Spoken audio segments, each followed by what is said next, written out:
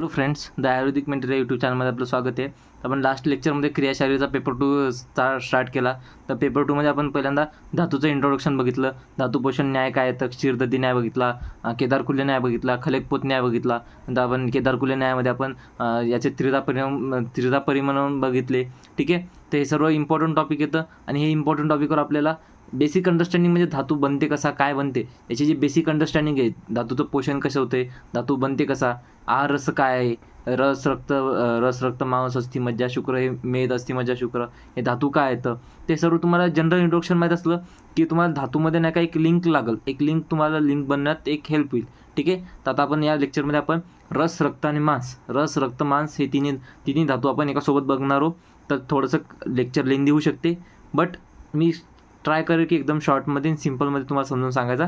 तर ठीक आहे, आपण टाईमपास नाही करता आपण लगेच स्टार्ट करू. ठीक आहे, आपल्याकडे टाईम पण कमी आहे, आपल्याला सिलेबस पण कव्हर करायचा आणि सर्व गोष्टी आपल्याला व्यवस्थित करायच्या. पण असं नाही की कोणत्या पण गोष्टी आपल्याला पटपट करता घाई गडबड नाही करायची, व्यवस्थित करायचं, समजून करायचं. तुम्हाला जर का कुठं स्पीड जास्त वाटलं, काही वाटलं तर तुम्ही मला कनेक्ट करू शकता. ठीक आहे, रसधातू काय, स्थूल पचनाच्या अखेरीस जेव्हा पचन होते तेव्हा अखेरीस काय होते, सार किट्ट विभाजन होते. तेव्हा काय होते, सार आणि किट्ट विभाजन होते. यामधील सार म्हणजे काय, उपयुक्त भाग म्हणजेच आहार रस होय. ज्यात काय होते, आहार रस होय. सर्व धातू घटकांचे पोषण करण्याचे सामर्थ्य असल्याने तेजोभूत, म्हणून याला काय म्हणतात, तेजोभूत परम सूक्ष्म असेही म्हणतात. त्याला काय म्हणतात, रसधातूला काय म्हणतात, स्थूल पचनाच्या अखेरीस सार किट्ट विभाजन होते. यामधील सार म्हणजे काय, उपयुक्त भाग म्हणजेच आहार रस होय. सर्व धातू घटकांचे पोषण करण्याचे सामर्थ्य असल्याने तेजोभूत परम सूक्ष्म असे म्हणतात. समान वायूच्या प्रेरणेने आहार रस ग्रहणीमधून हृदयात आणला जातो. हे कशाचं आहे, आहाराबद्दल आपल्याला आहार रसाबद्दल हे. नंतर इथे निरुक्ती कशाची, रसधातूची. तत्र रस गतौ धातू अहरह गच्छती इति अतो रस. लर्न केलं तरी ठीक आहे, नाही केलं तरी हे याचा आन्सर हे लक्षात ठेवा. काय, ज्या धातूचे हृदयामधून सर्व शरीरामध्ये सतत वहन होत असते त्या धातूला रसधातू म्हणतात.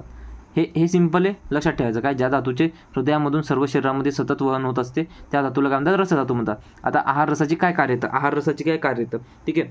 तर्पयती, वर्धयती, धारयती आणि यापयती. ठीक आहे, म्हणजे काय, तर्पयती म्हणजे काय, तर्पण म्हणजे काय, द्रवपोषक घटकांच्या आधारे सर्व शरीर घटकांना तात्काळ उत्साह, चैतन्य, कार्यशक्ती, टवटवीतपणा निर्माण करणे. नंतर ते वर्धयती काय, बालवयात वर्धनाचे कार्य, पोषकांश पुरवून घडवून आणले जाते. नंतर येथे धारयती म्हणजे काय, धारण करणे, मध्यम वयात चय व अपचय यांचा तोल सांभाळून धारण केले जाते. नंतर येथे या आपयती, पेशींचा नाश किंवा झीज रोखून धरणे. रसधातूमुळेच चवटवीतपणा येतो. हे कशाचे कार्य येतं, हे आहार रसाचे कार्य येतं. ठीक आहे, नंतर येथे स्थान कशाचे, रसधातूचे. त्याचे कशाचे, रसधातूचे स्थान. मुख्य स्थान किती येतं, मुख्य स्थान काय, हृदय आणि 24 धमन्या.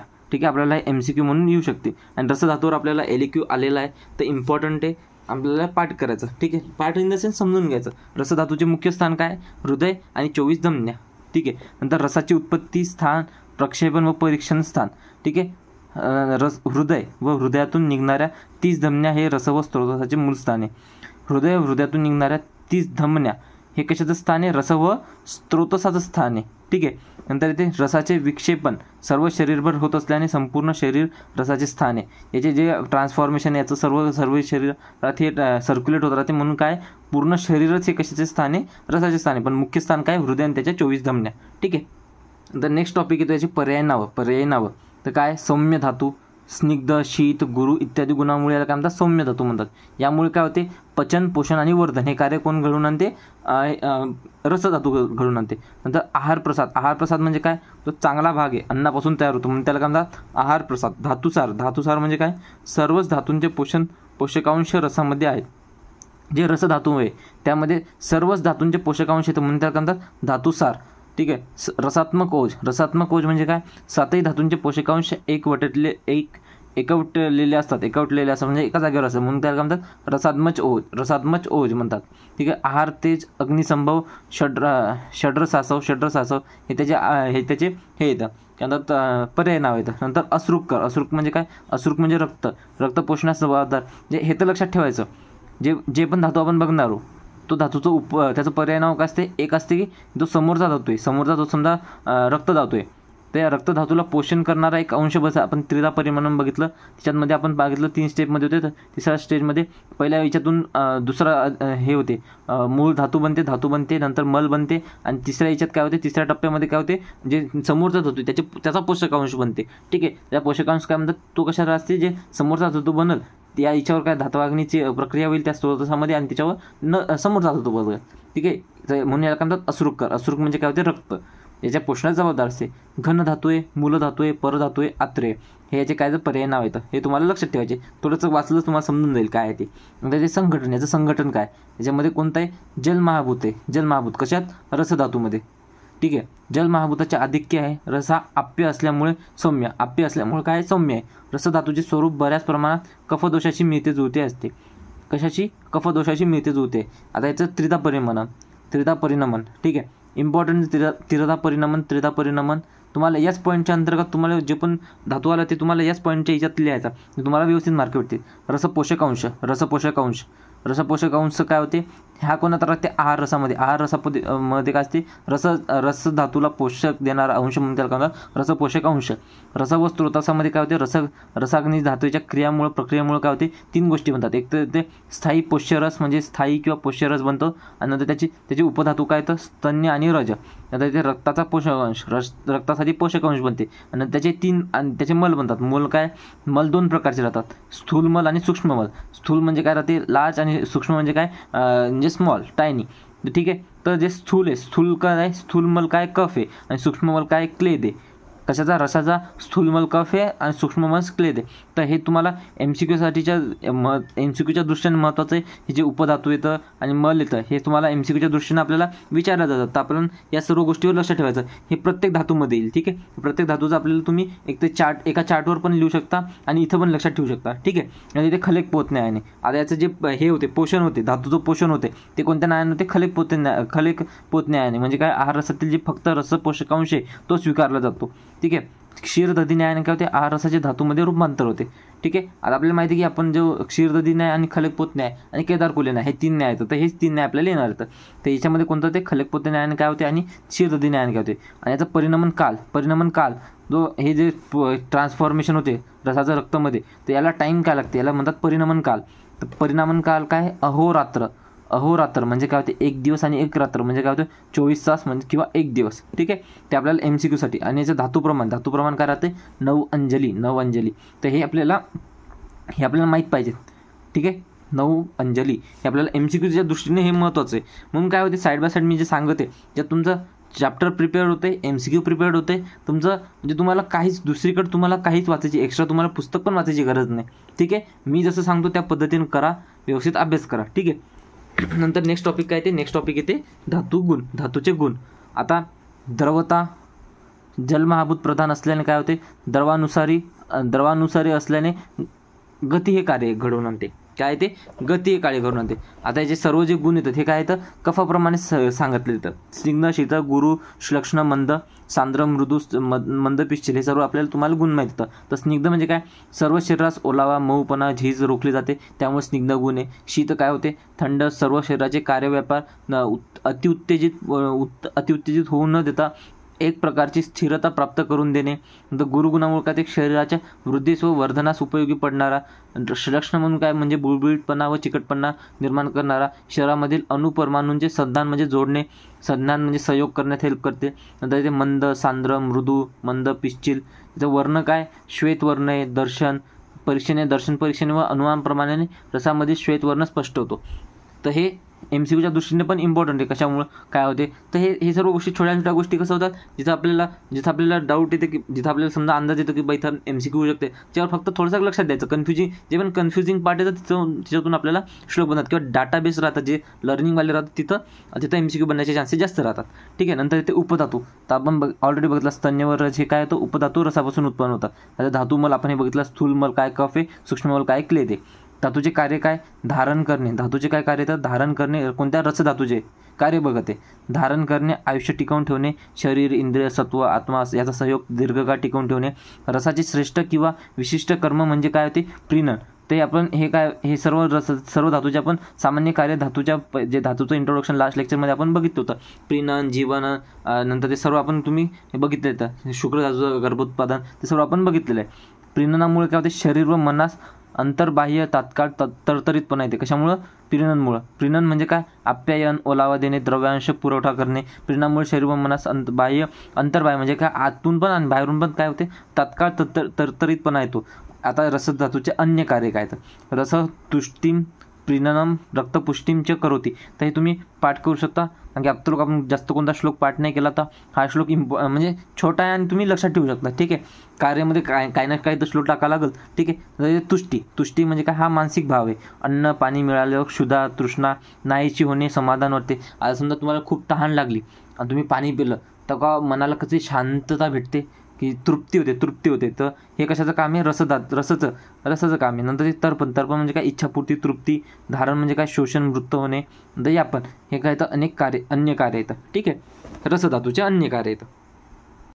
नंतर येते धातुसारता.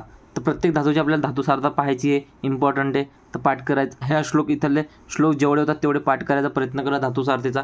बट जर का तुमचे धातुसारतेचे श्लोक पाठ नाहीच झाले पण तरी पण कोरं सोडून यायचं नाही. आता वेळ कमी राहिलेला आहे. आतापर्यंत मी सांगते की बा धातुसारतेचे श्लोक करा, हे श्लोक करा, ते श्लोक करा. पण आता इथून पुढे आपण अशा स्टेजवर आलेलो, जर का तुम्ही आत्तापासून स्टडी करायचा प्रयत्न करत असाल तर श्लोक नाही का, जे इम्पॉर्टंट येतं ते श्लोक करा.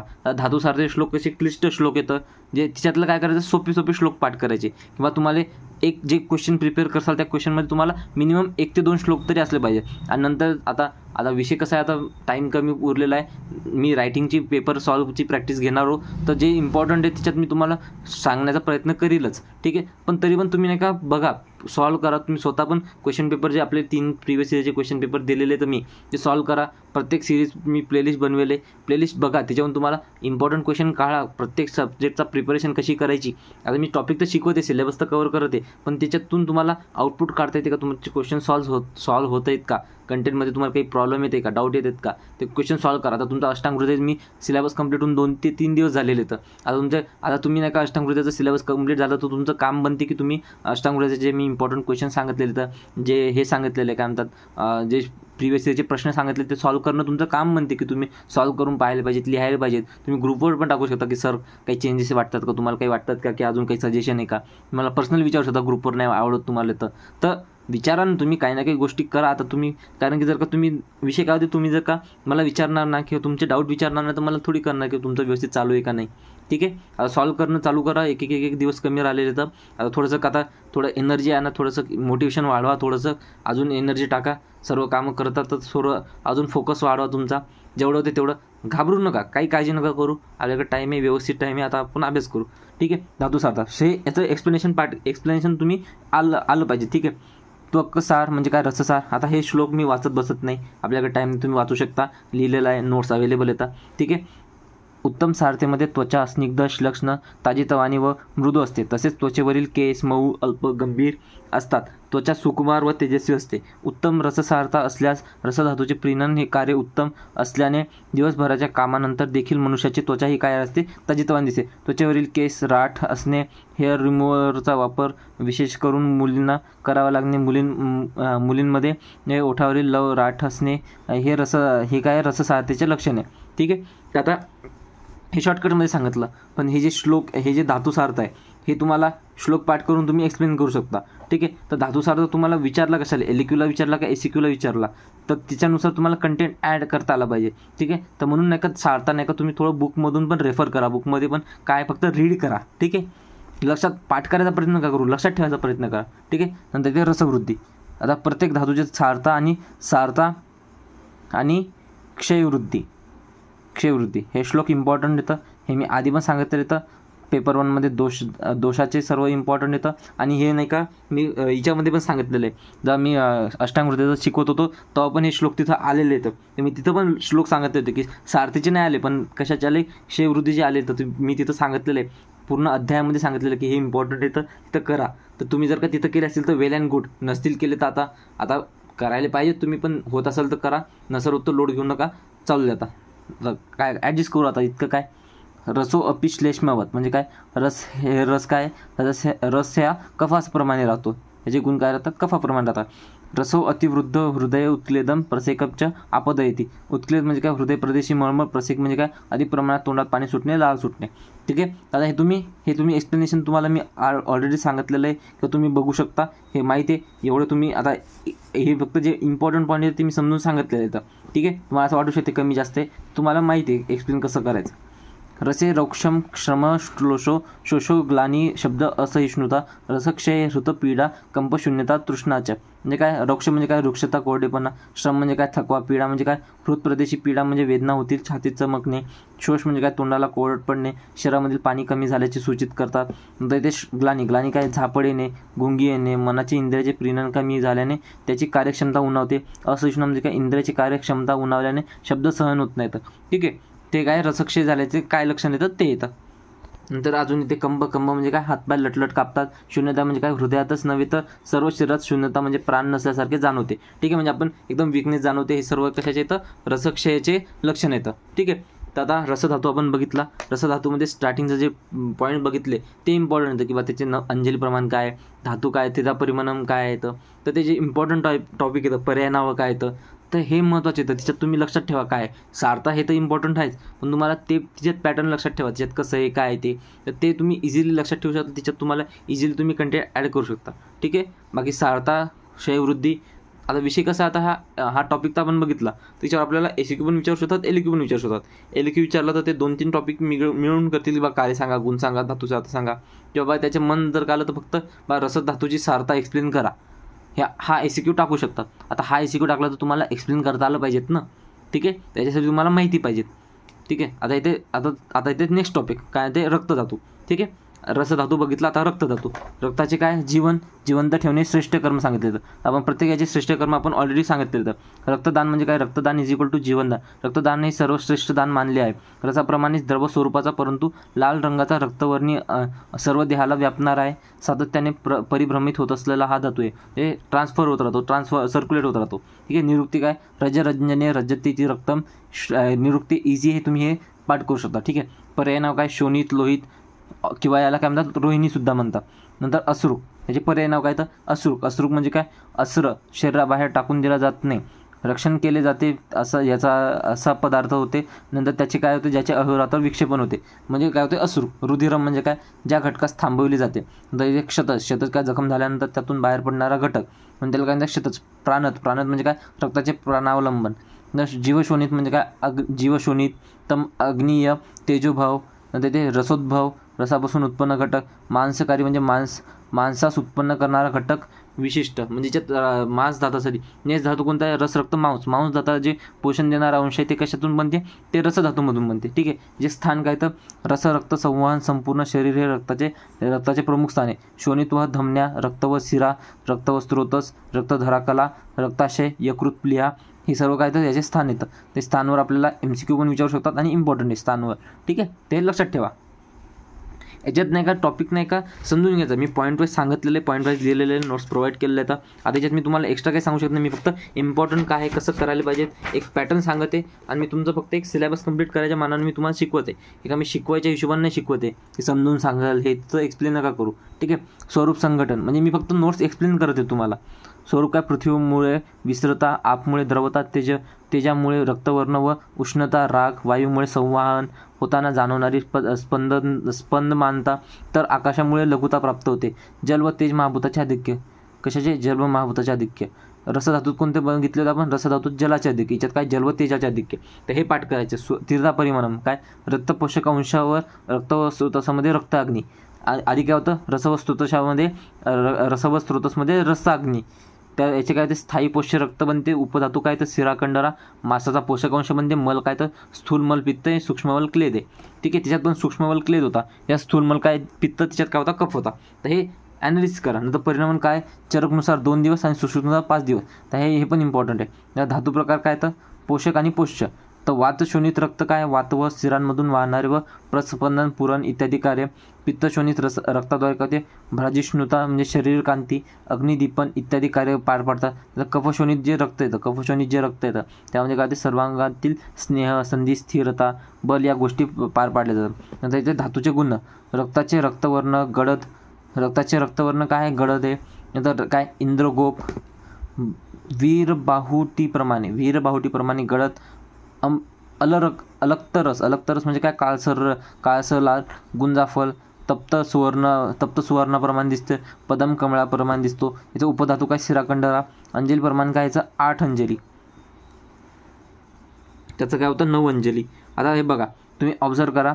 समजा रस, रक्त, मांस, मेद, अस्थि, मज्जा आणि नंतर ते शुक्र. तर आता तुम्हाला माहिती आहे की इथून इथपर्यंत नाही का सर्व गोष्ट कमी होत जाते. आता समजा धातुवांश एवढा आहे तर ते डिवाईड होते ना प्रत्येक याच्यात, आणि या पार्टमधून नेक्स्ट धातू बनते. तर इथून नाही का जे पण अंजलीप्रमाणे ते काय होईल कमी होत जाईल. आधी काय बघितलं आपण 9 अंजली बघितलं, नंतर 8 अंजली बघितलं. समोर काय होणार, समोर प्रत्येक याच्यात कमी होत जाईल. ठीक आहे. शुक्र धातूचं बहुतेक 1.5 काहीतरी अंजलीच आहे, म्हणजे अर्धा अंजलीच आहे. तर हे तुम्ही हे ऑब्झर्व करा की काय आहे कुठं आहे. ठीक आहे. तर ऑप्शनमध्ये आपल्याला एलिमिनेट करणं इझी पडते. ठीक आहे. नंतर येते रक्तवृद्धीचं काय श्लोक आहे. रक्तम रक्तांगम अक्षिप्ता शिरा पूर्णत्वम च. इझी श्लोक आहे, पाठ करू शकता. डोळे तांबूस होणे, शिरा रक्ताचे अधिक भरणे अशी लक्षणे रक्तवृद्धीच्या रुग्णामध्ये आढळतात. रक्तक्षय, रक्ते अम्ल शिशिर प्रीती ही शिरा शैथल्य वृक्षता. म्हणजे काय रक्तक्षय कमी झाल्याने, धातुक्षयजन्य वात प्रकोप झाल्याने वातशमन करणारे आंबट पदार्थ खाण्याची इच्छा होते. वात प्रकोपामुळेच वृक्षता येते. पित्तक्षय झाला असल्याने पित्ताची वाढलेली उष्णता कमी करण्यासाठी शिशिर म्हणजे काय थंड प्रीती निर्माण होते, थंड खाण्याची इच्छा होते. खूप रक्तस्राव झाल्यास शिरा शैथिल्य जमवून घेता येते. नंतर ते रक्तसारता हा श्लोक आहे. कर्ण, नेत्र, मुख, जिव्हा, ओष्ठ, प्राणीपादल, नख, ललाट. आता हा विषय काय आहे, आता हे कसं एक्सप्लेन करते. ज्यानं श्लोक पाठ केला त्याला हे सर्व गोष्टी लर्न होतात, त्याला सर्व गोष्टी माहिती येतात. ते श्लोक पाठ केला तर तुम्ही त्याला एक्सप्लेन करू शकता. ठीक आहे. म्हणून श्लोक पाठ करणं जरुरी आहे. तसेच हे अवयव जर नसेल पाठ होत तर कमीत कमी शब्द तरी लक्षात ठेवायचा प्रयत्न करा. श्रीमद व भ्राजिष्णू असल्यास या व्यक्ती उत्तम रक्तसार असतात. ठीक आहे. नंतर सुख काय, सुखात सकारात्मक भावना असणे. उद्धता मेधा म्हणजे काय बुद्धिमान. मनः स्थित्व म्हणजे काय स्वतंत्र हट्टी. सौकुमारी काय नाजूक व्यक्तिमत्व. अनतिबल म्हणजे काय शरीरबल कमी. क्लेश असहिष्णुत्व म्हणजे काय मानसिक त्रास सहन करू शकत नाही. तर रक्तधातू सारता उत्तम असल्यास रक्तसारतेची सर्व लक्षणे दिसून येतात. तर आता आपण रस धातू बघितला, रक्त धातू बघितला. आता आपण बघणार आहोत मांस धातू. रक्त धातू नंतरचा क्रमाने तिसरा धातू कोणता आहे, मांस धातू. त्वचेच्या खाली लालसर रंगाचा पसरलेला विविध हालचालीमध्ये माध्यम असणारा हा मांस धातू आहे. पर्याय नाव काय तर पिशीत. लांबी, रुंदी, जाडी असून विशिष्ट आकार असणारा घटक आहे. तरस म्हणजे काय जो बलाचा घटक आहे. पलल म्हणजे काय जो ज्या योग्य क्रिया केली जाते. क्रव्य म्हणजे काय ज्यास पाहून भीती वाटते. स्थान काय तर संपूर्ण शरीर आहे. बाह्यता त्वचा व अभ्यंतरता अस्थि यांचा मधील भागात सर्व शरीरात मांस धातूचे लेपन असते. हे लेपन त्याचं कार्य आपण बघितलेलं आहे. नंतर शाखा, कोष्ठ, शीर सर्वच भागांवर मांसांचे लेपन असते. काही स्थानांमध्ये अनेक पेशींच्या संघात होतो. याचे धारण करण्यासाठी देखील मांसधारा कलेचे अस्तित्व आहे. मांस व स्त्रोतस, स्नायू, मूल आणि त्वक याचे मूळ स्थान आहेत. कशाचे, मांस व स्त्रोतस. तर मांस धातू आणि मांस व स्त्रोतस दोन वेगवेगळ्या टॉपिक येतात, तर दोन वेगवेगळे घटक येतात, समजून घ्या. ठीक आहे. स्वरूप काय, स्वरूप आणि संघटक. 5 भौतिके. पृथ्वी महाभूत आधिक्य, पृथ्वी आधिक्य असल्याने स्थिरता होते. आणि मांस पार्थिवम हे त्याचा श्लोक आहे, समजा लक्षात ठेवू शकता तुम्ही. ठीक आहे. नंतर त्रिधा परिमनमन काय ते मांस धातूचा पोषकांश. मांस व स्त्रोतसामध्ये मांस धातू अग्नीचा क्रिया जाणून त्यांना पोषकांश बनते. मांस धातूचा पोषकांश बनते. वसा घटतत्व उपधातू. वसा आणि घट षटत्वचा त्वचा आहे. वसा आणि त्वचा हे कशाचे उपधातू आहेत, मांस धातूचे उपधातू आहेत. मेदाचा पोषकांश हे काय, आणि याच्यात मेदकांचा पोषकांश बनते. तर स्थूलमल काय खमल आणि सूक्ष्ममल काय क्लेद. ठीक आहे. 3 याच्यात सूक्ष्ममल क्लेद आहे. मग पण डिफरंट कुठे येते, स्थूलमलामध्ये. त्याच्यात पित्त आहे, कशात रक्तामध्ये. याच्यात खमल आहे, आणि त्याच्या आधी जे रस धातू बघितला ते आपण कफ बघितला. ठीक आहे. तर हे लक्षात ठेवा, हे MCQच्या दृष्टीने पण महत्त्वाचं, तुम्हाला माहीत पण असलं पाहिजे. नंतर परिणमन काळ चरकनुसार 3 दिवस आणि सुश्रुतनुसार 10 दिवस. ठीक आहे. याच्यावर पण MCQ येऊ शकतात. परिणमन काळ नंतर ते मांस धातूचे गुण, याचे गुण काय येतात? न अतिशीत गुरु स्निग्धम मांसम अजम दोषलम शरीर धातू सामान्यतः अन्यभिषंधी बृहणम. म्हणजे काय? अतिशीत, अतिगुरु आणि अतिस्निग्ध असे बकऱ्याचे मांस सांगितले आहे. मनुष्य मांस गुणदृष्ट्या अजा मांसासारखेच आहे. ठीक आहे. नंतर ते प्रमाण काय? दोष धातू मला नाम तू परिणाम न विद्यते. प्रत्येक शरीराच्या स्वप्रकृतीनुसार तसेच अवस्थेनुसार शरीराची रचना भिन्न असते. याचे कार्य काय? मांसस्य लेपः श्रेष्ठ कर्म.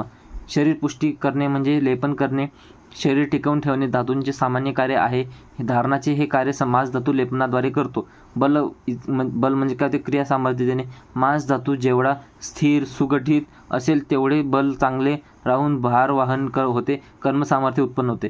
उत्तर धातुपुष्टी म्हणजे काय? त्रिधा परिणमनाद्वारे मांसाग्नीद्वारा सार भागापासून मेदधातूचे पोषण होते. शिरा, स्नायू, स्रोतस, धमनी इत्यादींच्या शाखा उपशाखांना आधार देणे, त्यांना पसरण्यास जागा देणे हे देखील मांसाचे कर्म येतं. मांसाचा मल काय? खमल, कर्णमल, नेत्रमल, नासामल, आस्यमल. नंतर मांसधातूचा उपधातू काय? वसा आणि षटत्वचा. ठीक आहे. ते आपण बघू शकतो. त्याच्यासाठी नाही का मी तुम्हाला काय सांगितलं होतं, हे जे टॉपिक येतं हे धातू, मल, उपधातू हे रिपीटेडली येणार, म्हणून आपण पहिल्यांदा धातूचं इंट्रोडक्शन बघितलं, धातू काय आहे काय नाही. ठीक आहे.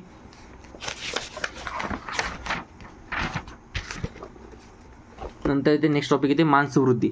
मांससह गंडम ओष्ठ उपस्थ उरु बाहू जंधास्तू वृद्धी गुरुगात्रता च. म्हणजे काय? अतिगुरु स्निग्ध आहार सातत्याने केल्याने मांस प्रकोप आहाराने मांसवृद्धी होते. उरु, बाहू, जंघा प्रदेश इत्यादी अवयवांच्या ठिकाणी अतिमांसवृद्धी होऊन अवयवांमध्ये गुरुगात्रता येते. मांसक्षय काय? मांसे अक्षाग्लानी गंडस्फिक सूक्ष्मता संधिवेदना. म्हणजे काय? कुपोषण, उपवास, अतिश्रम यामुळे मांसक्षय होतो. इंद्रियांना ग्लानी दुर्बलता येते.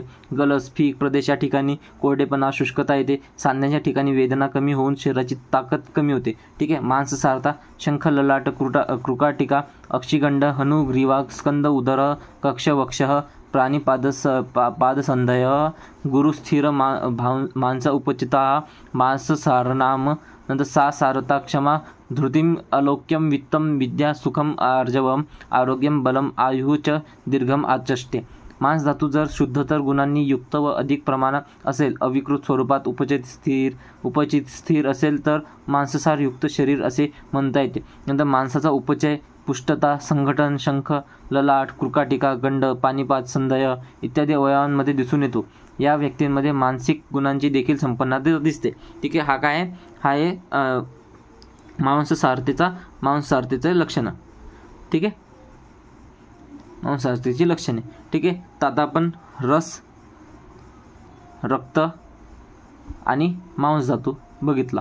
ठीक आहे. तर हे धातू इम्पॉर्टंट येतं, धातू आपल्याला करायचीच आहे. तर आता रस, रक्त, मांस बघितला आपण. नेक्स्टमध्ये आपण रस, रक्त, मांस, मेद, अस्थि, रस, रक्त, मांस, मेद, अस्थि, मज्जा आणि शुक्र. ठीक आहे. ते धातू आपण नेक्स्ट लेक्चरमध्ये बघू. तर इथपर्यंत व्यवस्थित अभ्यास करा, लर्न करा. काय डाऊट आला तर विचारा. ठीक आहे. तर आता रीड करणं चालू करा, रीडिंग वाढवा. ज्या नोट्स दिल्या त्याचे प्रिंटआउट काढा आणि त्या नोट्स रिपीटेडली वाढवा. रीडिंग करणं वाढवा. आता तुम्हाला एक गोष्ट मी सांगतो की माझा जे पदार्थ विज्ञानचा पेपर 2 आहे, क्रियाशारीचा पेपर 2 आहे आणि क्रियाशारीचा पेपर 2 मधला जो मॉडर्न पार्ट आहे आणि जो आपला रचनाशारीचा जो पेपर 2 आहे, याचे सर्वांचे नाही का नोट्स थोड्याशा आपल्या माझ्या बनवेल नाही, कारण की मी अभ्यास स्टडी पुस्तकामधून केला होता. नोट्स मी बनवते. नोट्स आता जसं मी आज तुम्ही याच्यावर बघितलं असेल, मी ॲनाटॉमी ऑफ डायजेस्टिव्ह सिस्टमचा नोट्स अपलोड केल्या आणि याच्या अपलोड केल्या, काय म्हणतात युरिनरी सिस्टमच्या नोट अपलोड केल्या. आता त्याच्यावर लेक्चर मी घेईल, पण फक्त एकदा माझा नोट्स बनवण्यामुळं माझे लेक्चर्स थोडे स्लो होतं येतं. ते एकदा माझे नोट्स बनवणे झाले तर मी एका दिवसात मी तुम्हाला म्हणजे फास्टमध्ये मी लेक्चर शूट करून मी तुम्हाला लेक्चर प्रोव्हाइड करू शकतो. पण तोपर्यंत माझ्या भरोशावर नका बसू. मी तुम्हाला नाही का हाऊ टू पास चे टॉपिकमध्ये सर्व सब्जेक्टचा आयडिया दिलेला आहे, तर तुम्ही ते बघू शकता. आणि तुम्हाला काय सब्जेक्टमध्ये काय टॉपिक आहे त्याच्यासाठी NCSMची ब्लूप्रिंट आहे आपल्याकडे. NCSM ब्लूप्रिंट, सर्व ब्लूप्रिंट मी NCSM ब्लूप्रिंटमधून ओरिजिनल दिलेलं आहे. मी हँडरायटिंग ब्लूप्रिंटमध्ये कोणते इम्पॉर्टंट क्वेश्चन येतं, कोच्यावर किती मार्काचं वेटेज आहे, तर ते लिहिलेलं आहे. जे 3 PYQ तर PYQ आपल्याकडे अवेलेबल येतं, तर PYQ बघा काय येतं काय नाही. तर ठीक आहे. त्याचे 3 जे मी 3 लास्ट इयरचे पेपर येतं त्याचं मी वाटलंच ते मी त्याचे पण PDF अपलोड करून टाकतो. तुम्हाला ते लास्ट इयरचे 3 पेपर एका जागेवर भेटून जातील. तर त्याच्यावरून तुम्ही स्टडी करा ना की कोणते इम्पॉर्टंट क्वेश्चन येतं काय येतं. ठीक आहे. आता स्टडी नाही का तुम्ही आता रँडमली स्टडी नका करू, आणि जे टॉपिक मी घेते ना ते पासिंगच्या हिशोबाने घेते. तसं जर तुम्हाला ॲनाटॉमी फिजिओलॉजी बघसाल त्याच्यात भरपूर टॉपिक येतं. आता याच्यातले जर का तुम्ही बघसाल तर पण वेटेज काय आहे आयुर्वेदिक पार्ट. तुम्ही आपण MBBS नाही करत की आपल्याला पूर्ण ॲनाटॉमी पूर्ण डिटेलमध्ये विचारतील, आपल्याला फिजिओलॉजी डिटेलमध्ये विचारतील. आपल्याला आयुर्वेद आणि मॉडर्न दोन्ही मिळून वेटेज आहे. तर मॉडर्न पार्ट आपल्याला खूप कमी विचारला जातो. आता ते मान्य क्लिनिकलदृष्ट्या महत्त्वाचं आहे, पण आपल्याला आयुर्वेदिक आपण BMS होतं आपल्याला ते प्राधान्यता कशाला देतात, आयुर्वेदिक टॉपिकला जास्त प्राधान्य देतात. असं नाही की मॉडर्न माहीत नाही, पण पेपराच्या दृष्टीने काय महत्त्वाचं आहे ते बघा ना. आता नॉलेजसाठी तर आपल्याकडे बंदा 1.5 वर्ष पडले. तर नॉलेज जर का लागलं तर नॉलेजसाठी ते लेक्चर मी किती अपलोड करू शकतो, आणि ती लेक्चर आपण नंतर शिकवू. तुम्हाला जर जे ॲनाटॉमी फिजिओलॉजी जे सब्जेक्ट येतं त्याच्याबद्दल आपण डिटेल माहिती घेऊ. आपण जे क्लिनिकलदृष्ट्या महत्त्वाचं आहे ते पण घेऊ. पण सध्या पहिल्यांदा आपलं एम आहे फक्त सब्जेक्ट पास करणं, ठीक आहे. म्हणून नाही का जसं सांगत आहे तसं ब्लाइंडली फॉलो करा, तुम्हाला रिझल्ट भेटेल, टेन्शन नका घेऊ, ठीक आहे. तर नेक्स्ट लेक्चरमध्ये भेटू.